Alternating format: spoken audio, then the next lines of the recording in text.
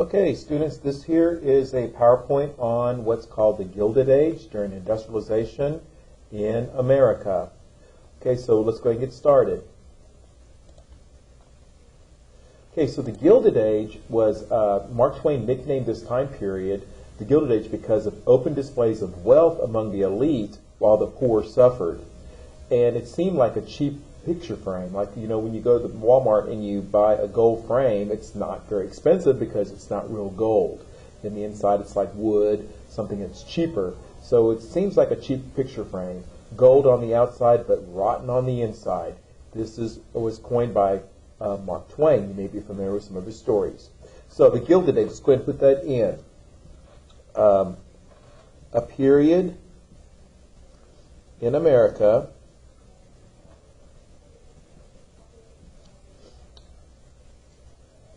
wealthy people displayed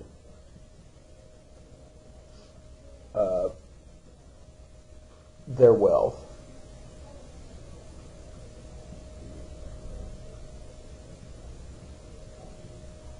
while the poor lived and worked in terrible conditions.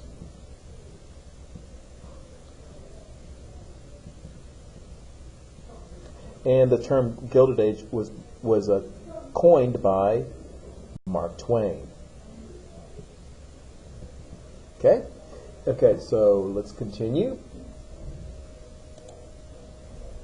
Now, as you can see, Carnegie's mansion here, and I want you to just go ahead and remember that Carnegie is going to be an industrialist that we learn about, and notice I highlighted the word car. It's a little trick on remembering what industry he was known for monopolizing, which is steel. Cars are made of steel. So when you hear Carnegie, the first thing that should enter your mind is steel. Okay? And this is the Singer mansion here. And Singer, you may recognize that name, is the name of sewing machines. So when he invented the sewing machine, sewing machine, this is what his wealth bought him. So this is open displays of wealth here, just showing how much money they have. Okay, so the industrial leaders amassed personal fortunes that led to extravagant living. They bought lavish homes and threw expensive parties, etc. Okay. Morgan, this is another name that you need to remember for the STAR test. J.P. Morgan. You might not be familiar with the game of Monopoly. Morgan is actually the cartoon character, the Monopoly guy. And he was an investment banker. So when you think of Morgan, think of J.P. Morgan, banking. And check out what his wealth made him, allowed him to purchase this big old house here. Okay? And here's a couple of other names. Astor Mansion, the Vanderbilt Mansion there. That name is associated with railroads, but they're not one of the main names you need to remember for the STAR test. Okay, Rockefeller. Notice he has multiple homes, and notice you can highlight his. Just remember that rocks is going to help you remember what he got wealthy on. And what do you find under rocks that can make you a lot of money, especially in this area of the country? Oil. So when you think of Rockefeller, you think of oil. Okay, he's going to monopolize the oil industry. Okay? All right, so let's go ahead and do the definition of industrialization. Basically, in a nutshell, it is change in production from handmade to machine-made. That's basically it. So when we put our definition in for industrialization. Handmade goods to machine-made goods.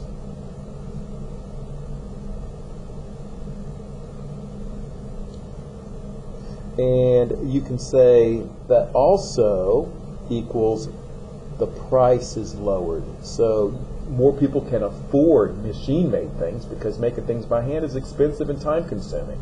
So industrialization, the basic definition is handmade to machine-made, and the price of goods come down. Okay? All right, so that's basically it. Let's go on to causes of industrial revolution. industrialization in America. Okay? First of all, cause one is going to be you need natural resources.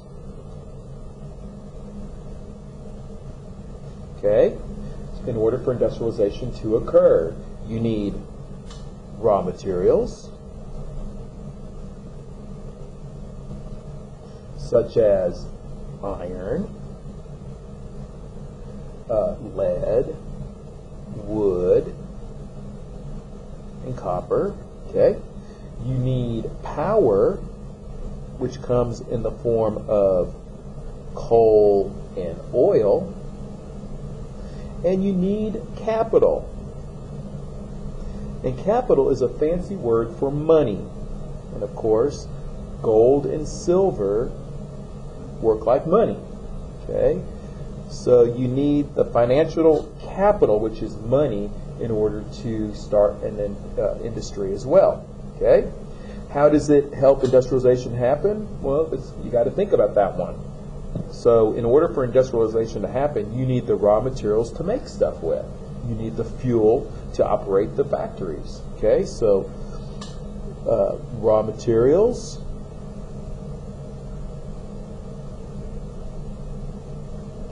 needed to make goods, to manufacture goods,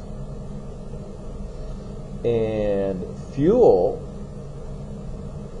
to operate the factories, to make stuff. Okay? All right, so let's go on to the next cause. Improved transportation.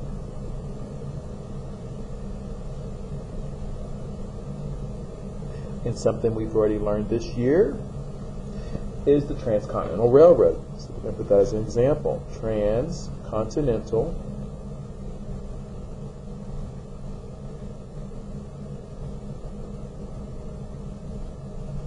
which connects the East Coast to the West Coast and creates a national market. Okay, so improved transportation, that is to access markets and natural resources. So basically, you make stuff that you can deliver to the markets to sell, and you need the natural resources delivered to the factories to make stuff.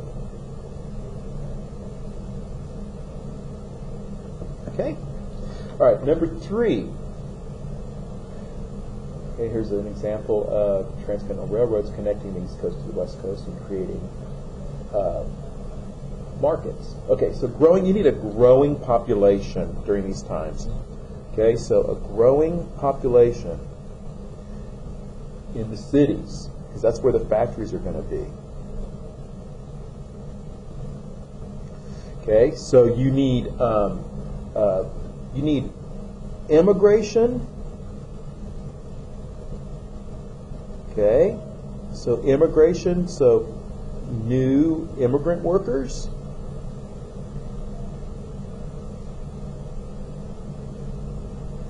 Coming from mostly South and East Europe. This is where you have new immigrants coming in that are going to be different than the old immigrants have been coming in since the colony days. These immigrants are going to not speak English. They are going to be Catholic and Jewish. They're going to be poor. They're going to be unskilled. But that's okay, because when they come in, you can show them how to do their job in the factory, which is usually repetitious, stuff they do over and over. You can just show them without them speaking English. And you need migration. People are going to be moving from the rural to the urban, and that's called urbanization. So people are going to be moving from those farms. A lot of people losing their jobs on the farms because technology is replacing their jobs. But that's okay. They're going to move to the cities and fill those factory jobs. So new immigrants, workers coming in through immigration, and migration from one place to another within the country. That's rural to urban. That's called urbanization. And why? How does this help industrialization? Well, it provides workers for the factories. Okay? And of course, they're going to become the consumers too with their paychecks.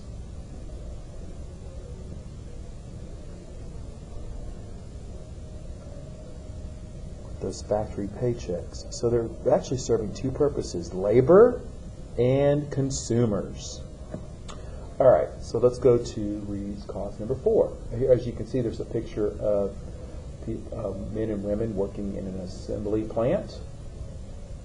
Okay, so a lot of them may have moved in from the farms to the cities. That's migration, and many of them could have immigrated into Ellis Island from southern and eastern Europe during those years. Irish, Italians, and so forth. Okay? Now here's what you call a sweatshop. Here's ladies working with sewing machines, and we have an interesting story coming up in a near future lesson about what happened to a sweatshop factory and what, because of unsafe working conditions. Okay? The immigrants coming in. All right, so cause number 4 is inventions and innovations. Misspelled. Just going to put innovations first. Okay, so when you have new inventions, as you can see in the PowerPoint, look at, it says from 1850 to 1900, over 600,000 patents were issued. Just take a look at some of the new things. And everything that's new or something that's improved on, inventions are things that have already been invented, already been created, and inventions are when you make something, you make an improvement to an invention. So think of every time you create an invention or an innovation, you open up a new factory, you have new workers, you have more paychecks, and there again, you're growing the economy. Okay? So inventions and innovations cause more factories to be built,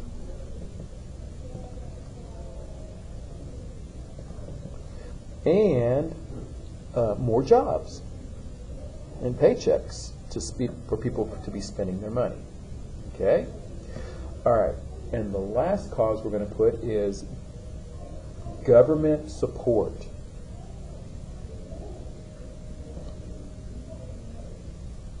Okay? This gives loans to start businesses or to grow businesses. Laissez-faire, remember, laissez-faire means the government did not have a lot of rules and regulations towards business, and they were staying out of business, keeping their hands out of business, and so that makes it easier for businesses to grow.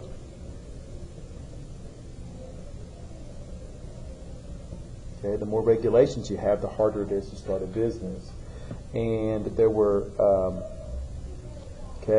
so of course, when you don't have, when you don't have an income tax, I'm just going to read this to you. When they have no income tax, personal income until 1913,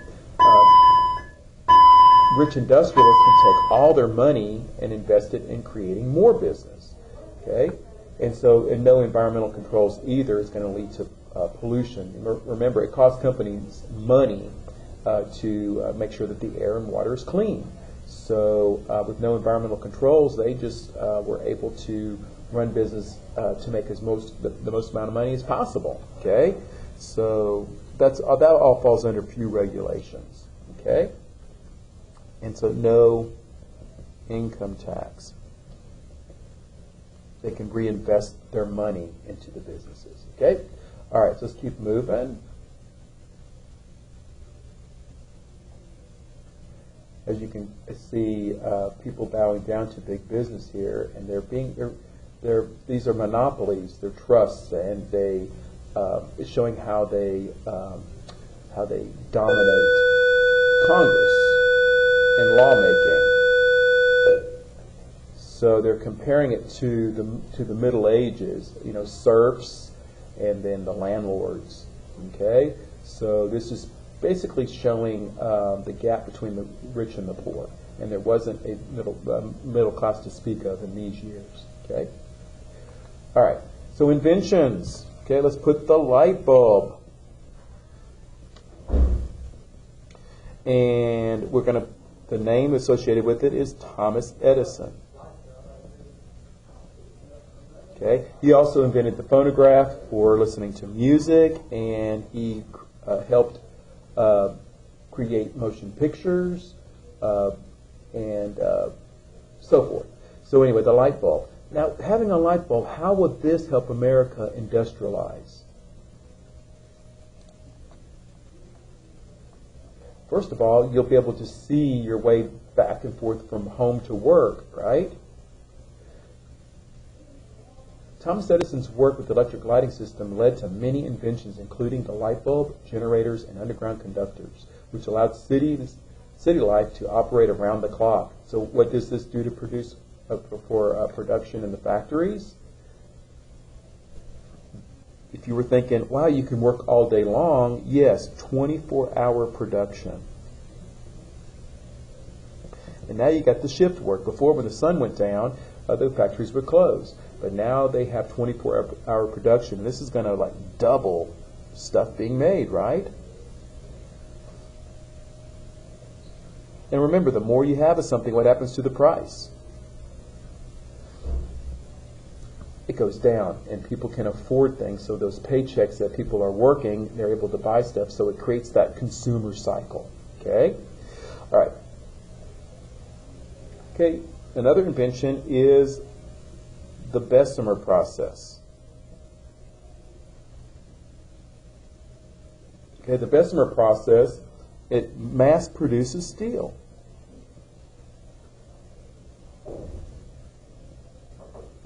Okay, so Carnegie went to England and met this guy by the name of Bessemer, and he learned how the process created this really nice grade steel, and he was able to come home and create a bigger system in order to mass produce the steel, and steel became produced faster and cheaper. Okay. Okay. So how will this help industrialize America? Well, the steel can be used in railroads, making them better for delivering products and raw materials to the factories. Skyscrapers and suspension bridges can allow cities to get larger and more workers. Okay? To get them back and forth. You can cross that bridge, that suspension bridge that has those cables, and you can live across the river and still get to work. And skyscrapers will allow the cities to become more compact and get people closer to their work and their living spaces. Okay, so that allows the cities to grow by growing upwards. Okay, you got those steel girders go inside the buildings, and they can be built taller now. Of course, Otis will create. A man by the last name of Otis will create the elevator so that it makes it practical. Okay, all right. So here we go. There's the Bessemer process and a steel mill. Suspension bridges. Those cables are made of steel so that the spans can be longer to cross those rivers. And here's the Brooklyn Bridge, very famous bridge, New York City. Skyscrapers can go taller because they have a skeleton of steel inside called the steel girders, and allows the buildings to go taller. Eventually they'll realize they don't need all that brick, and they'll just put glass on there and go even taller. Okay? All right, so the telephone. Let's put telephone and telegraph together because they both do basically the same thing. Let's put telephone, and the name is Alexander Graham Bell.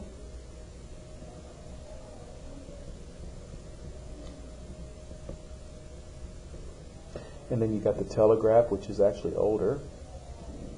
And the name to associate is the person who came up with the Morse code, Samuel Morse. Okay?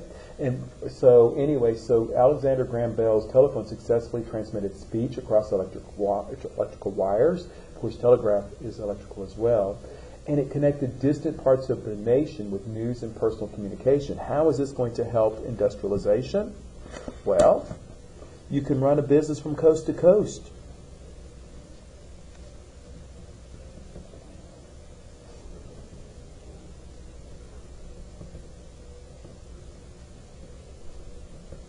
And still manage it.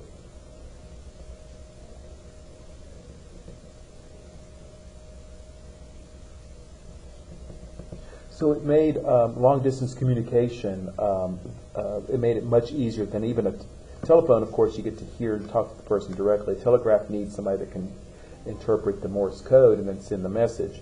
But it allows business to get bigger because you're able to communicate over long distances. Live, actually. Okay, so here we go. Okay, so we already have this. The telegraph source, Samuel Morse, developed the first American telegraph, which was based on a series of dots and dashes called Morse code, being transmitted over a single wire. Sewing machine. The name associated with the sewing machine is Singer. And, of course, this allowed women opportunities to work and get into the workforce, and they worked in what was called sweatshops, and very dangerous working conditions, very hot. That's why it's called sweatshops. Okay, and very hard work to do.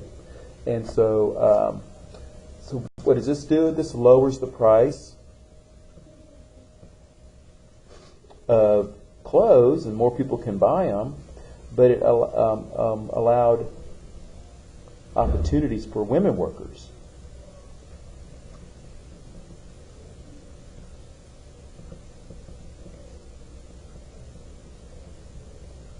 Okay, all right, so moving right along, pollution. Okay, so I combined those two so we don't need to use this one. Okay, all right, so let's go ahead and go to effects. On this one here, we're going to write down the effects of industrialization and whether it's positive or negative on this side. Okay, so we have pollution. Remember, laissez-faire, there's not very many regulations that's controlling business and how they operate. So pollution, air, and water is out of control because there aren't any rules and regulations because of laissez-faire.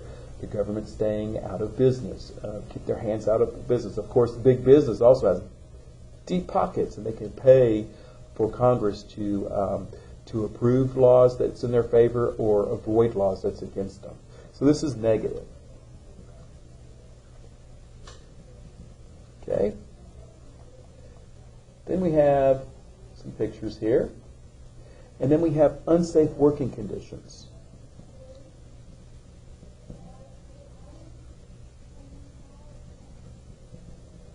Okay. And of course, as you can see, he's missing a leg, he's missing an arm, and when a man, or a woman, but when a man would get injured on the job, instead of becoming the breadwinner, then he just becomes a burden to his family. There weren't any workers' comp programs, unemployment, that was non-existent, so you were pretty down and out when something like that happened. So that makes it very negative. As you can see, this guy, he's wearing cloth, and I don't think he's wearing gloves. He might have gloves on, but he doesn't have a hard hat. He's got fabric on. Of course, look at all this hot, molten iron and steel, and look at all the stuff that you could trip and burn yourself. So very unsafe conditions to be working around. And look here, here's a ladder, and these things are glowing hot, and he's poking it along. But look at all the things that's on the ground that he could trip on and get hurt. Okay, so there's no safety gear. There's nothing covering his face, his eyes. Okay, and as you can see here, children are working in the coal mine. You see all the dust in the air? These kids are sorting through coal. The older kid, I guess, gets to get to work with that stick. And so, anyway, so look how miserable these kids look. Imagine if you had to do that. To help, everyone in the family had to work back in those years in order to put food on the table and pay the bills. These kids would be breathing in this dust and get what's called black lung. As soon as you get a cold or the chest cold, or that dust builds up in the bottom of your lungs and becomes like a sludge. So very dangerous. Okay. All right, so these little boys working in the coal mines. So another effect is child labor. There were no compulsory laws, which means kids had to go to school. So they would end up working as cheap labor. They had small hands. They could change the parts of machines. You could pay them low wages, and so they took advantage of that. Of course, that's very negative. Where should they be instead of working in a coal mine or in a factory? They should be at school like you are. Okay, check out this. This looks like I can't see what's going on there. It almost looks like he's gotten burned. I know this is an oil lamp, so maybe some of it did leak out the oil, hot oil, and burned him. His face is definitely sooty from the coal mine. Okay, check out this kid with no shoes on. He's changing spools of thread. See, there's an empty spool there. He could actually easily step on and fall. Looks like he's got shoes on, but this kid doesn't. It's very dangerous.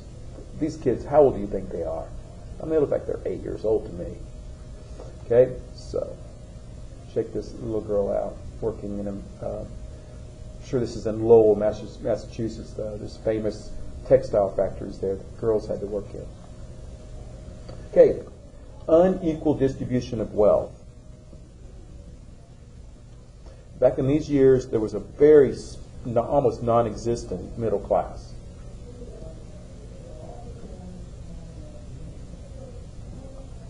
So there was a big gap between. There's a huge gap between the rich and the poor. And we're going to learn about Henry Ford and his assembly line, and he paid his workers more money so they could actually buy a car and take care of their bills, and so he helps to create the middle class. And we'll learn about that later. But back then there was very, very few middle class people. You were either rich or you were poor. You were living in one of those gigantic houses, or you were living in a tenement building or on a farm. Okay? All right. And check out the tenement buildings here. This is how people lived. They're drying their laundry. This is where most people lived, a vast majority, and the few industrialists that got to live like this. Okay? All right, long work hours